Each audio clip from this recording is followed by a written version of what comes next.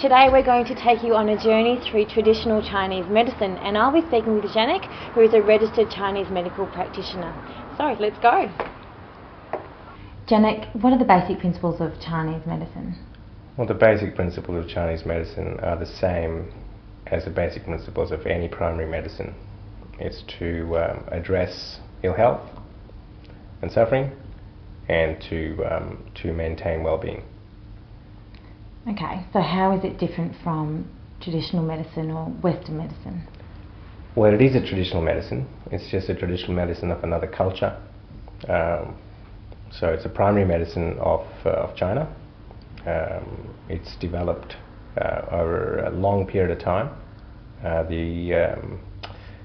One of the primary textbooks we use says the first paragraph of that textbook mentions that it came from antiquity, so we don't know how far back it comes from, but it has its roots in antiquity. So it's been around as a primary medicine from a long period of time. What makes it different to some of the other medicines or medical practices of today is that it has an energetic structure underlying it. So it's not reliant purely on physiological principles. It's reliant on a matrix of energetic information that precedes, if you will, that physiological information.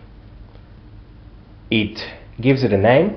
The name is a little bit hard to explain, but it can be explained in terms of vitality or energy. And in Chinese medicine it's called qi. In traditional Indian medicine, for example, it's referred to as prana. So for a general term for it, we can call it life force. And one of the things that makes it unique is that it's observed the movement of this field, if you will, within the human physiology, and it's mapped it. And this mapping is what we refer to as the meridian system. Mm-hmm. And we use that information to assist us in diagnosing, mm-hmm. in differentiating various conditions. Mm-hmm. Janek, what techniques do you use? There are several techniques that form part of the structure. Acupuncture is one of them, Chinese herbal medicine another, cupping, moxibustion, and to a large extent Qigong also forms part of Chinese medical techniques. The training in these techniques is based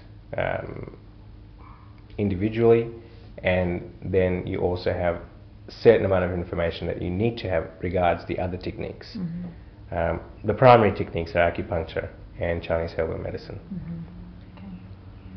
When someone comes into the clinic, how is the diagnosis made? Well, the diagnosis is based on the overall structures, if you will, laid down by the principles of the medicine. So when a person comes in, we take the pulse, we ask them questions, we palpate, we smell.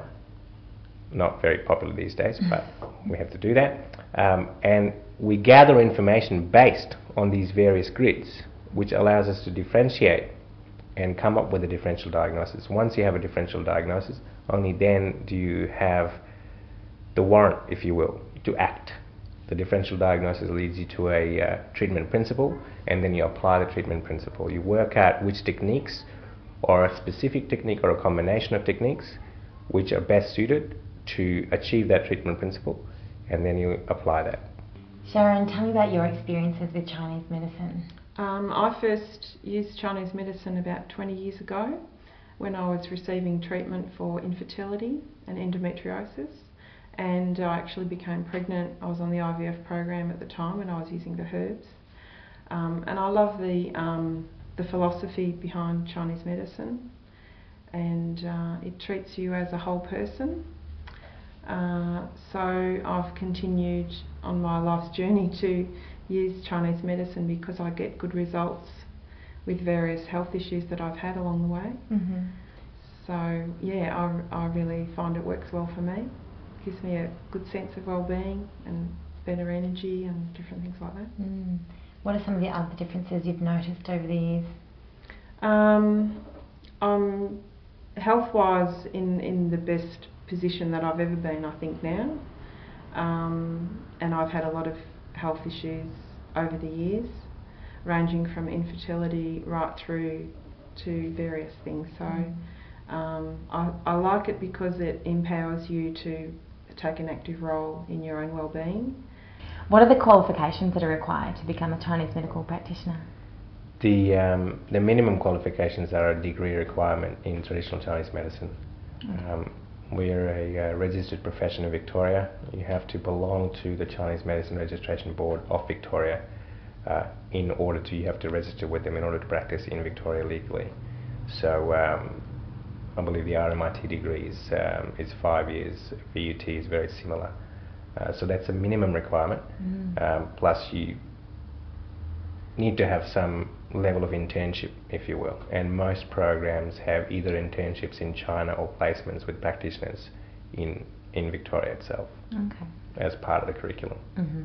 Janik, thank you so much for your time and for taking us through the journey of Chinese medicine. You're most welcome. It's great talking to you. Cheers. Thanks. For more information about Pathways magazine, visit our website www.pathways33.com. There you'll find all the contact details for the guests that appear on our show, and you'll also find out about glyconutrient supplements and also how you can work from home in the wellness industry. Hope you enjoyed the show. We certainly enjoyed putting it together. We'll see you again next time.